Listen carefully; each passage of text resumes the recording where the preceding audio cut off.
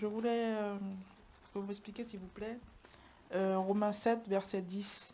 Autrefois, sans la loi, je vivais, mais quand le commandement vint, le péché reprit vie, et moi, je mourus.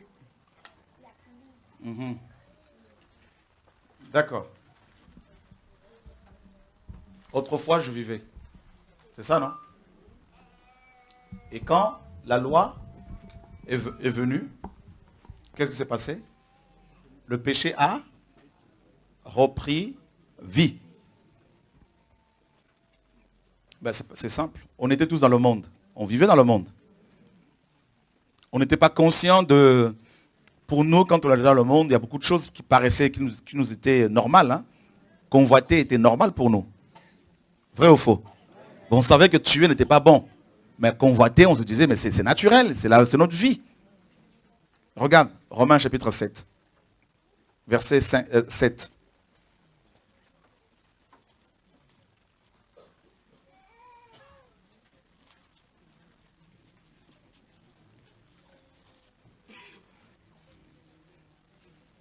« 7. Tu peux lire, ma soeur? Ou je veux lire, c'est pas grave. Que dirons-nous donc? La loi est-elle péché? Loin de là. Mais je n'ai connu le péché que par la loi. Car je n'aurais pas connu la convoitise si la loi n'avait pas dit tu ne convoiteras pas. Donc vous voyez bien que quand on était dans le monde, convoiter pour nous était naturel, hein, normal. Tu peux voir un homme passer, une femme passer, ou une belle voiture, oh là là, tout ça. C'était normal. Mais quand la loi de Dieu, la loi morale, il est ici question de la loi morale. Il y a 3 types de lois, morale, cérémonielle et sociale ou civile. Quand la loi morale est venue, donc les 10 paroles notamment, tu ne tueras point, tu ne voleras point, tu ne convoiteras point, d'accord? Les 10 paroles. Quand cette loi morale fut promulguée par Moïse, eh bien cette loi amène, vous voyez, l'homme ici était là dans le péché, dans les ténèbres, dans sa vie normale, selon le monde, convoitant ici et là. Et la loi morale arrive, telle une lumière, pour révéler l'état réel de la personne. Et du coup, la personne réalise que la convoitise est un péché. Mais elle s'aperçoit en même temps que cette loi morale a tellement d'exigences. Ces exigences sont telles que cet homme est incapable de, n'est-ce pas, les satisfaire.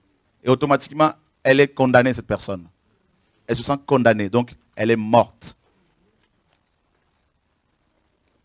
D'accord? Et maintenant, voilà la loi morale, on peut aussi la comparer à un diagnostic qui va être fait sur un malade qui n'est pas conscient de sa maladie. Je prends l'exemple, une personne atteinte du VIH et qui l'ignore, hein, donc il y a du virus, la personne est en bonne santé, n'est-ce pas? Mais le virus, parce que le virus est endormi, et quand elle va aller faire un examen, l'examen révèle qu'il y a un virus dans son corps qui sommeille. Et cette personne-là, qui était en bonne santé selon les hommes, selon elle-même, se sent automatiquement condamnée parce qu'elle est porteur, n'est-ce pas? Cet homme porteur de la mort. Et le virus, c'est l'image du péché. D'accord? Maintenant, la personne se sent condamnée. Comment faire maintenant pour être guérie? Il n'y a pas de guérison, on lui dit. Donc elle est condamnée.